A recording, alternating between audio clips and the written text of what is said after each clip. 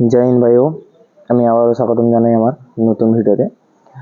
আর আমি প্রথমে জানাই যে আমি এখন আইটিভিতে চাকরি করি, এসএসসি 2023-এর ভর্তি। ঠিক আছে, এবারে অনেকেই কমেন্ট করছিল যে দাদা ডোমিসাইল সার্টিফিকেটটা কী এবং ডোমিসাইল সার্টিফিকেটটা স্টেপ বাই স্টেপ কীভাবে বানানো হয় এটা সম্পর্কে একটা বিস্তারিত ভিডিও বানাও।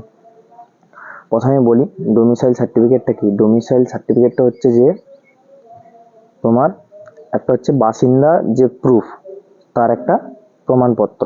ঠিক আছে, এইবারে এইটা মানে কিভাবে পাওয়া যায় এবং আমাদের বেঙ্গলে কতটা কি ভ্যালিডিটি তার সম্পর্কে প্রথমে একটু বলে নিই। প্রথমে হচ্ছে যে আমাদের ডোমিসাইল সার্টিফিকেটের ভ্যালিডিটি ওয়েস্ট বেঙ্গলে মাত্র 6 মাস। ঠিক আছে, এর বেশি কিন্তু ভ্যালিডিটি নেই। এবারে ডোমিসাইল সার্টিফিকেটটা হচ্ছে যে কীভাবে প্রথমে বানানো হয়।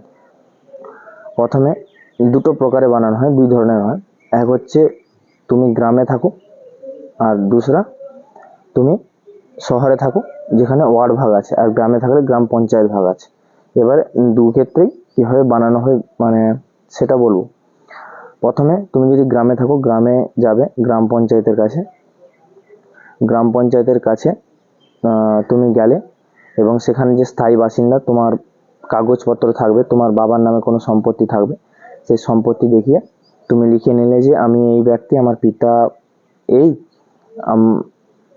এইখানে আমি গত এত বছর থেকে আমি এখানে বাস করছি। ওই লেখাপত্রটা নিয়ে আমি যেমন গ্রামে বাস করি, আমি গ্রাম পঞ্চায়েত অফিসে গেলাম, গ্রাম প্রধানের কাছে, মানে অঞ্চলের যে প্রধান তার কাছে গিয়ে তার যে রাইটিং প্যাড হয়, রাইটিং প্যাডে লিখে নিলাম যে আমি এখানে বাসিন্দা, এই আমার সব কিছু আছে, এবং কি একটা কি তুমি যে এখানে বাসিন্দা আছো তার সমস্ত কিছু যেন ট্যাক্স পেয়ে থাকে।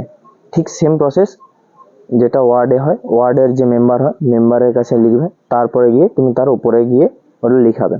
এবং তারপরে কি প্রসেস, তারপরের প্রসেস হচ্ছে যে ওই লেখাটা থাকবে, আর তুমি ওই লেখাটা প্লাস তোমার বাবার যে কোনো সম্পত্তি বা তোমার দাদু, যার তোমার পরিবারের যে সম্পত্তি যার সাথে তুমি কানেক্টেড আছো, তুমি সেই সম্পত্তির রেকর্ড বা দলিল নিয়ে সাইবার ক্যাফে বা কম্পিউটার দোকানে যাবে।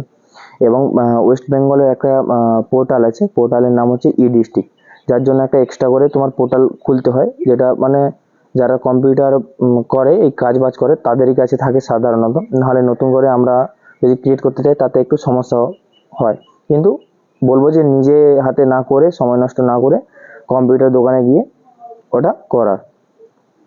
এবারে কি যে ওই তোমার বাবার আধার কার্ড, ভোটার কার্ড, তোমার আধার কার্ড যদি থাকে, ভোটার কার্ড, আর ওই দলিলপত্র এবং তোমার ছবি সাইন নিয়ে যাবে এবং ই ডিস্ট্রিক্টে তুমি অ্যাপ্লাই করবে। ঠিক আছে, ই ডিস্ট্রিক্টে অ্যাপ্লাই করার পরে তোমার মোবাইলে ওটিপি নেবে এবং জিমেলেও সব কিছু মানে জিমেলের তোমার দিয়ে রাখবে। জিমেলে যখন হয়ে যাবে তোমার কিন্তু স্ট্যাটাস আস্তে আস্তে তোমার যেটা স্ট্যাটাস হয়, মানে ওই অ্যাপ্লিকেশানের যে স্ট্যাটাস, ওটা ফরওয়ার্ড হবে। এবারে ওইটা অ্যাপ্লাই কোথায় হয়, ওটা অ্যাপ্লাই হয় তোমার বিডিওতে। ঠিক আছে, ওটা তোমার যে বিডিও আছে, বিডিওতে তোমার অ্যাপ্লাই হবে। বিডিও তোমার ওই স্ট্যাটাসটা আস্তে আস্তে ফলো করবে এবং ওটা প্রায় যদি ম্যাক্সিমাম লাগে প্রায় 7 দিন লাগে, আর যদি মিনিমাম লাগে 3-4 দিনের মাথায় ওটা অ্যাপ্রুভ হয়ে যায় যে তুমি এইখানের বাসিন্দা। এবং তোমার একটা ডিজিটালি একটা প্রমাণপত্র আছে, আমি এটা স্ক্রিনে দেবো, আমার যেমন এসেছিলো এইরকম একটা প্রমাণপত্র আসবে এবং সেটাই নিয়ে তোমাকে হচ্ছে মাঠে যেতে হবে। ঠিক আছে, সেটাই মাঠে বেশিরভাগ দেখা হয়। এবার অনেক মাঠে কি হয়, দেখাই হয় না। ঠিক আছে, আর এই সার্টিফিকেটটা অ্যাপ্রুভ হওয়ার পরে তুমি বিডিওর যে সার্টিফিকেটটা সেটা হচ্ছে তুমি সাইবার ক্যাফেতে গিয়ে বা কম্পিউটার দোকানে গিয়ে ওখান থেকে ডাউনলোড করে নেবে। ঠিক আছে, যেরকম মাঠে আমি যেমন সিআইএসএফ এর মাঠে গেছিলাম,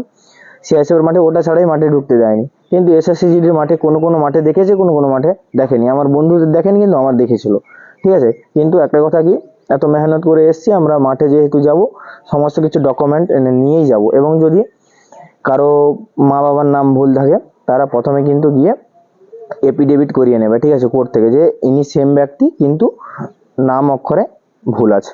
ঠিক আছে, আর একটা কথা কি, কেউ ফেক ডকুমেন্ট বানানোর চেষ্টা করবে না, কারণ এখন খুব স্ট্রিক্ট হয়ে গেছে। আমি বর্তমানে ট্রেনিং করছি, আমার ট্রেনিংয়ের দৌরান মানে কি বলবো, আমারই ব্যাচেরই 10 থেকে 15 জন যারা ভুয়ো ডকুমেন্ট করেছে তাদেরকে স্ক্রিনিং করা হয়েছে এবং তাদের উপরে পরে কিন্তু পদক্ষেপ নেওয়া হবে।